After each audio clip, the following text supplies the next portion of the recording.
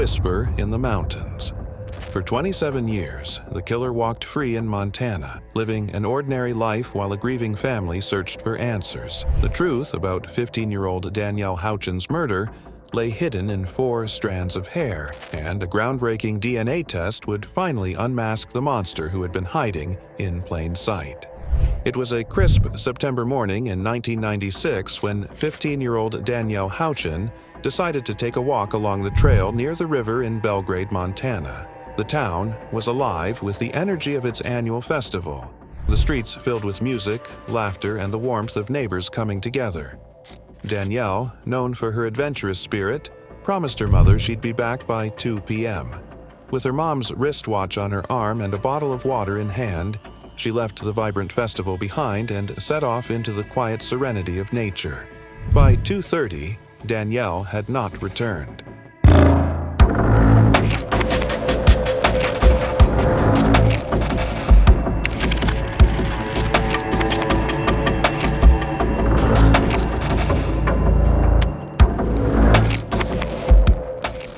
Her mother, initially brushing off her absence as youthful forgetfulness, grew uneasy as the minutes stretched into hours.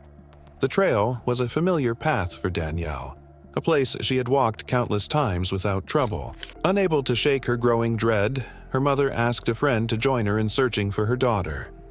They drove to the trailhead, where a chilling sight awaited them. Danielle's white pickup truck sat idling, its doors wide open. Scattered nearby were her keys and water bottle, lying carelessly on the ground. Danielle was meticulous by nature. The scene was wildly out of character.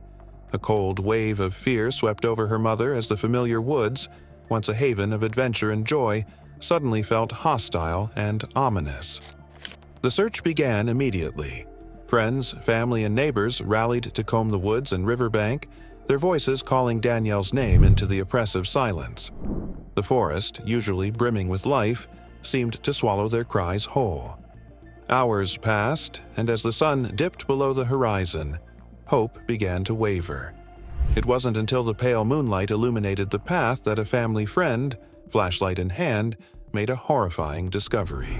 Near the riverbank, in shallow water, lay Danielle's lifeless body. Her vibrant presence, which had filled the lives of those around her, was now a haunting stillness. The shock of the discovery rippled through the community, leaving them grappling with an unbearable grief. The local sheriff quickly ruled the death an accident. Without visible wounds or signs of a struggle, he concluded that Danielle must have slipped and drowned in the shallow water. But her family refused to accept this explanation. Danielle was no stranger to the trail. It was practically her second home.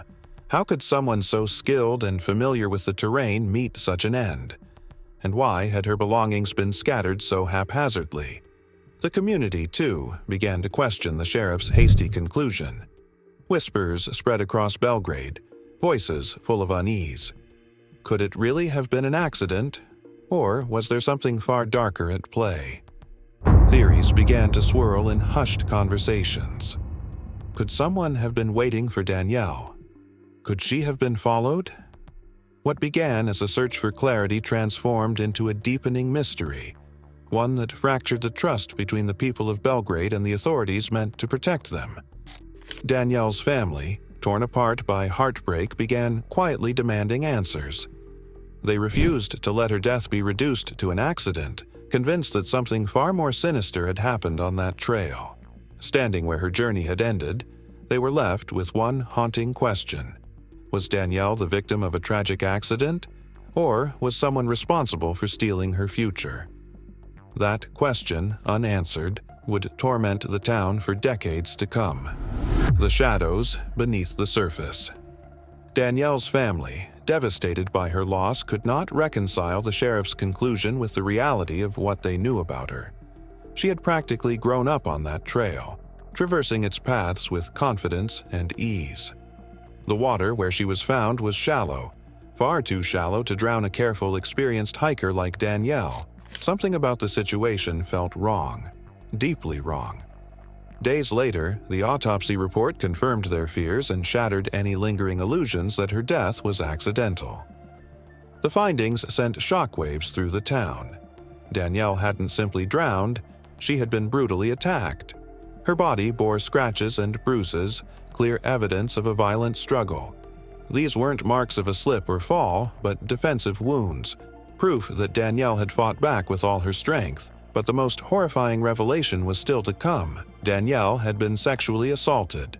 The cruel reality of her final moments was a devastating blow to her family and left the entire community reeling.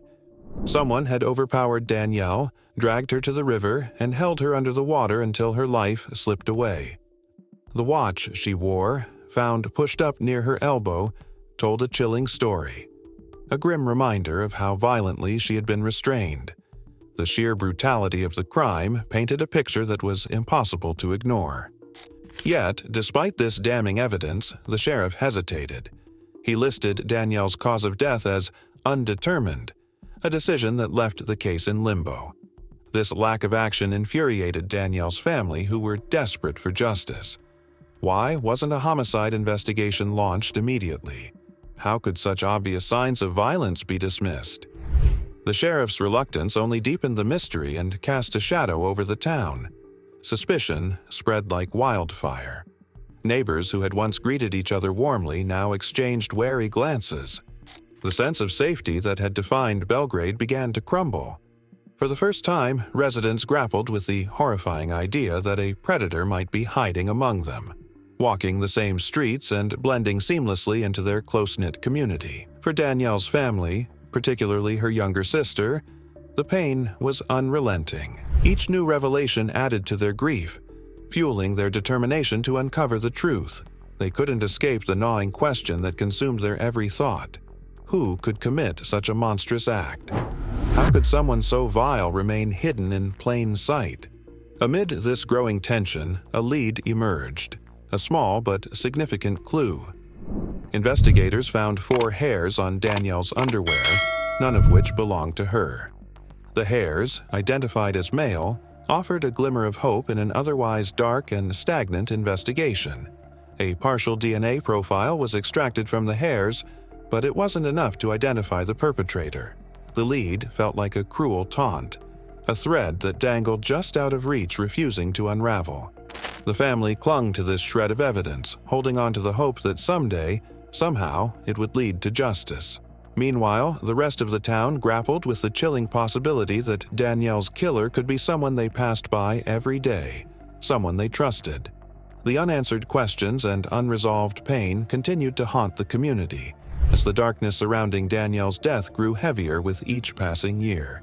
The case, mired in grief and unanswered questions, reached an unbearable standstill. Days turned into weeks, weeks into months, and still, no progress was made. The sheriff remained reluctant to reclassify Danielle's death as a homicide, dismissing calls for a deeper investigation. For her family, it felt like a betrayal. The evidence was clear. This was no accident, but their cries for justice were met with silence. The killer, unseen and untouched, seemed to slip further into the shadows with every passing day. Suspicion began to ripple through Belgrade like a cold wind.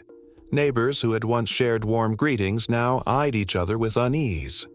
Whispers of guilt passed behind closed doors, targeting anyone who seemed even slightly out of place. The once peaceful town, so rooted in trust, became a fractured community, its sense of security irreparably shaken.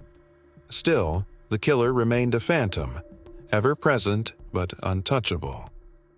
For Danielle's younger sister, the tragedy became a defining force in her life. Too young at the time to fully understand the depth of the loss, she grew into the role of her family's voice. As the years passed, she fought relentlessly to keep Danielle's story alive. She wrote letters to law enforcement, pleaded with the media, and refused to let her sister's name fade into obscurity. It was her mission, her burden, and her unshakable promise. Danielle would have justice, no matter how long it took.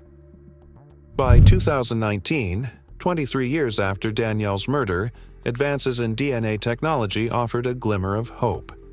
Techniques that had once seemed like science fiction were now helping to solve even the coldest of cases. With renewed determination, Danielle's family pushed to have her case reopened. Their persistence paid off. The sheriff's office finally reclassified her death as a homicide, acknowledging what her family had known all along. This was no accident. It was a brutal crime.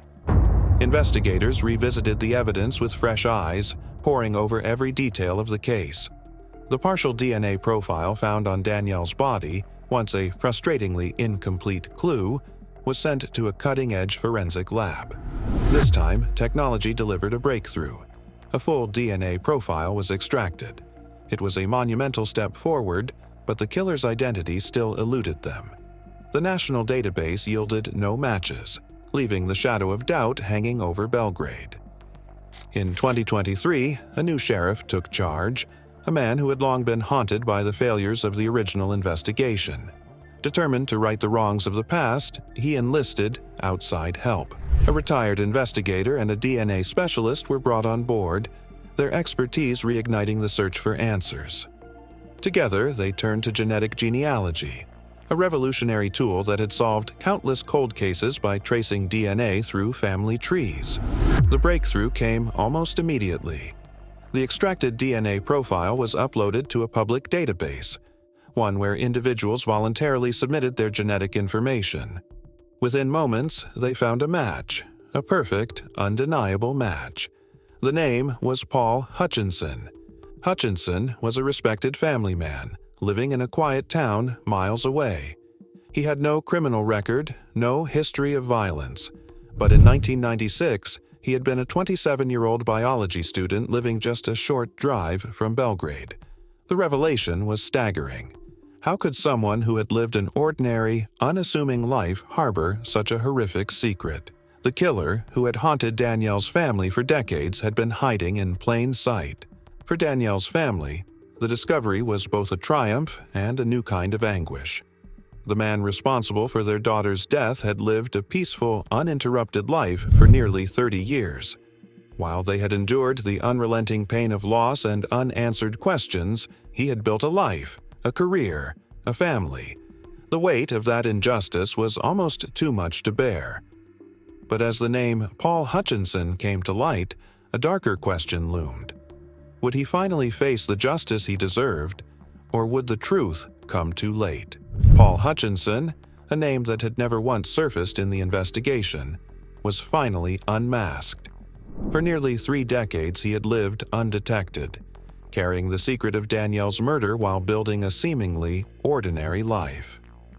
In 1996, Hutchinson was a 27-year-old biology student at the University of Montana, just 12 miles from Belgrade. He had no criminal record, no history of violence, and no rumors of wrongdoing. To those who knew him, he was unremarkable.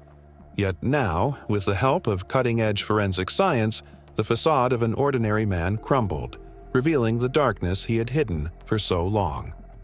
In July 2024, investigators moved swiftly to confront Hutchinson. On a warm morning, they arrived at his workplace. Hutchinson was outside, chatting and laughing with co-workers, his demeanor relaxed and carefree. But the moment he saw the officers approach, his face drained of color. His shoulders stiffened and beads of sweat formed on his forehead. When they asked him to accompany them to the station for questioning, he agreed. But his steps were heavy, as if everyone brought him closer to the truth he had worked so hard to bury. At the station, detectives began with routine questions about local cold cases. Hutchinson's responses were measured and polite, his voice steady. He appeared calm, almost detached, as if he believed he could talk his way through the interrogation.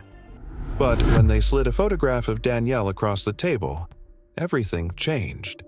His hands trembled, his breathing grew erratic, and his eyes darted around the room like those of a cornered animal. He scratched at his face, his lips quivered, and sweat trickled down his temple. The carefully constructed facade he had maintained for years was unraveling, exposing the guilt he could no longer contain. When confronted with the DNA evidence, Hutchinson denied any involvement. His voice wavered, trembling with fear, but he clung to his denial. The detectives, unconvinced, allowed him to leave after collecting a fresh DNA sample. They knew it was only a matter of time before the results confirmed what they already suspected. Paul Hutchinson was the man who had stolen Danielle's life. The next morning, before the DNA results could arrive, Hutchinson made a chilling phone call to the local police station. His voice was eerily flat, devoid of emotion. He gave them an address, saying only that he needed help, then abruptly hung up. When officers arrived at the location, they found his car parked on the side of a remote road. Inside, Hutchinson sat slumped in the driver's seat, a gun resting in his lap. He had ended his own life, taking his secrets to the grave. For Danielle's family, the news of Hutchinson's death brought a storm of conflicting emotions. Relief swept over them. After decades of anguish, they finally had a name, a face to the monster who had haunted them. But that relief was tainted by frustration and anger. Hutchinson had escaped accountability. He would never stand trial, never face the weight of his crimes, never have to answer for the torment he had caused. The chance to confront him, to demand the truth, was gone forever. As the investigation closed, new questions emerged, leaving Danielle's family and the community grappling with the unknown. Why had Hutchinson done it? What drove a seemingly ordinary man to commit such a heinous act? Was Danielle the only victim, or had there been others? The lack of answers only deepened the family's grief, casting a shadow over their long-awaited resolution. Hutchinson's death left an incomplete ending to a story filled with unimaginable pain. Danielle's family would never hear his reasons, never understand the darkness that had consumed him. What remained was a chilling truth. Monsters don't always wear masks. Sometimes they walk among us, blending into the fabric of ordinary life, waiting for the moment to reveal their true nature. For Danielle's family, the pain of her loss was a wound that would never heal. The questions remained unanswered, the grief an unrelenting companion. But her memory endured, driving them to ensure that her story would not be forgotten. Justice, even delayed, had finally come. Yet, as they stood at the trail where her life had been stolen, they couldn't shake the haunting question, why? Paul Hutchinson's death marked the bitter end of a journey that should have brought resolution for Danielle's family. While his guilt was undeniable, his decision to end his life robbed them of the opportunity to confront him, to demand answers for the nightmare he had inflicted upon their daughter and sister.